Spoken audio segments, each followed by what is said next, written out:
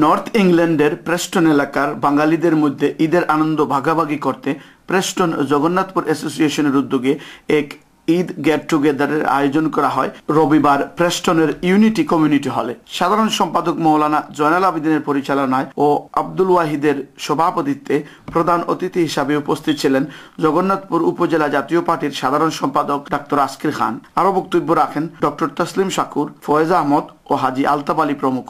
সবার শুরুতে সংগঠনের পক্ষ থেকে প্রধান অতিথি বরাবর মানপত্র পাঠ করেন ও ফুলের তোড়া দিয়ে বরণ করে নেন সংগঠনের নেতৃবৃন্দ।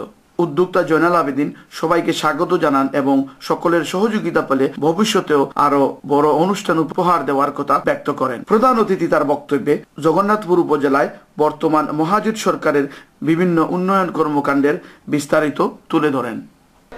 প্রেস্টনের ইউনিটি হল থেকে সৈয়দ সাদেক আহমদ, বাংলা টিভি নিউজ।